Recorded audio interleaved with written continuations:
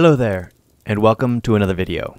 Why is it so hard for Hollywood to reboot a monster universe?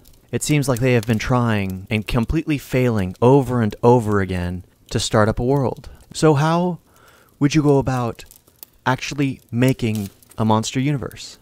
It might be hard to see, but they've already created one.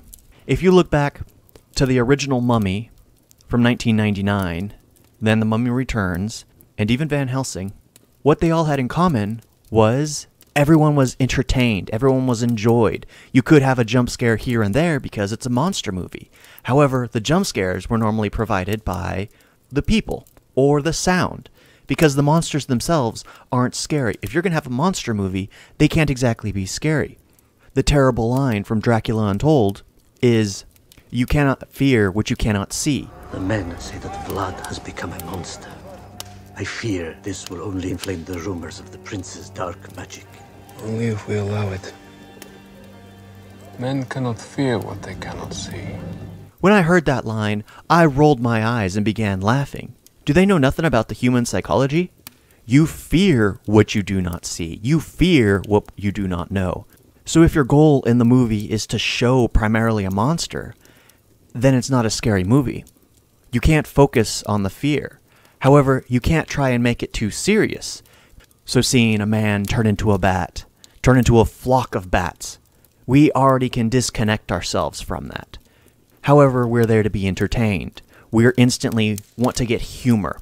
The Mummy doubled down in The Mummy Returns with humor. They made it perfect. I rewatched The Mummy. I laughed because Jonathan was the best character. He really brought in the humor, really made it lighthearted. Even Rick O'Connell added much humor. It was just like watching Tony Stark, how he was serious yet also entertaining. You have to balance it. So how do you make a monster universe? You have some successful films already. Why do you try to reboot them? Sure, they're not seen as amazingly successful. They don't bring in the millions upon billions of dollars. However, they're entertaining. And they make their money back because they're lower budget. And people enjoy them. So you don't spend more money to make something people don't want. And you don't spend more money to go the DC route and throw too many characters into one movie when you already have created a good basis for it. Especially if you want to do it in the modern day. You have set yourself up perfectly, you just don't see how. When you go back to Iron Man, if you remember when you originally saw it, most people didn't even know about the post-credit scene. Most people didn't even fathom that they were going to make an extended universe. They saw it and enjoyed it for what it was. You watch The Mummy, you get the same thing. You watch The Mummy Returns, you get the same thing. But they did what Iron Man did. They were entertaining. You loved the characters. And you still have access to those characters.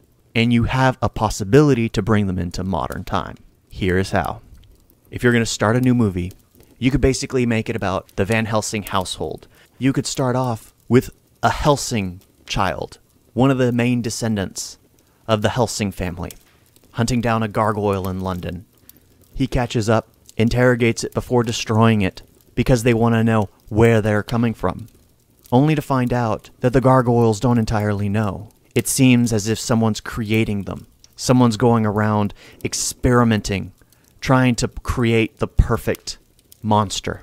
So the movie could follow that character as he's basically hunting down the one creating the monsters, trying to perfect his craft. The movie becomes focused around the Helsing character. Or you could make it about the Invisible Man, or whichever character you wanted, and make a standalone film just for them. You don't introduce all these characters, so you focus on one main character. You make the story about him, as he deals with his enemies in modern day time.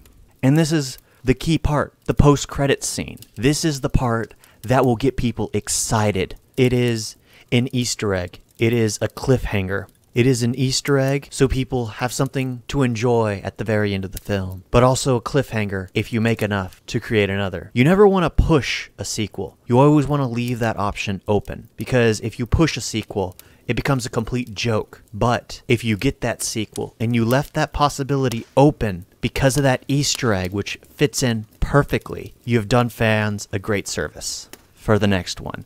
If you throw too much in the middle of a film, people lose interest because they already see how everyone's reacting together. You don't just throw them in instantly, but you also have to introduce the aspect of an expanding world, and with characters that people love.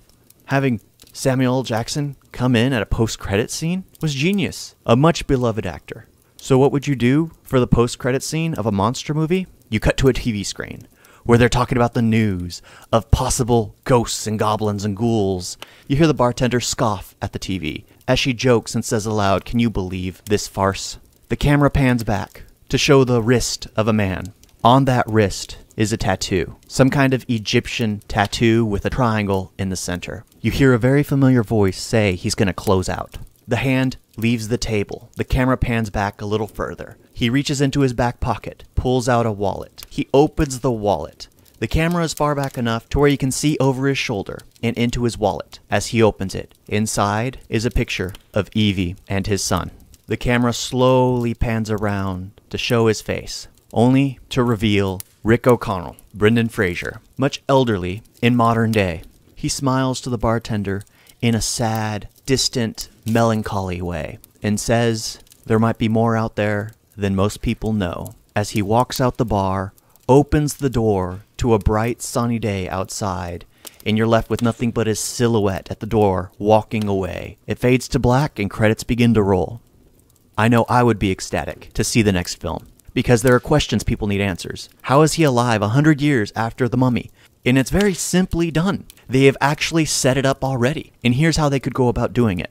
In The Mummy, when Evie reads the Book of Life, as the chariot begins to come down to take the immortal soul from Imhotep, Imhotep throws Rick to the ground. However, Rick becomes out of frame. We can't see where he goes. However, you could easily say that the chariot went through him first, took a part of his life force, and transferred his mortality into Imhotep's. And as Imhotep died, he was able to take Rick's mortality with him. So Rick doesn't entirely become immortal. He is granted a longer life cycle because part of his lifespan was paid for him. He is granted a much longer life, which is how he is aged, how he looks older, but is yet still far too young for being over 120 years old. I don't know about you guys, but that would get me excited. As long as the movie itself brought the humor that the original Mummy did, one thing you could even do is make the Van Helsing family the descendants of the Van Helsing movie. Make that all one arching, expanding universe. It would easily be able to be done. It gives you such a vast world to work in such loved movies that people already enjoy. To hear that they're going to get a modern take on them, not the modern take where it's a reboot, the modern take of taking the characters they loved and either including their family tree or including the one character and having a reasonable explanation as to how he's lived so long. The one character everyone loves. I have actually flooded this thought out much more. I have come up with story ideas, how it would work, how it would all fit into a world, what kind of villains you could have, who would be the ultimate villain of the story. I have enjoyed thinking about this because some of the best places to escape to these days is in your own imagination. I'd like to thank you all for watching. Please leave a comment down below. Let me know your thoughts on what you think of my story. Let me know if you would like to hear more on my thoughts of creating a monster universe. Please like, share, subscribe. And as always, I'll see you in the next video. Toodles. Universal. I'm up for hire.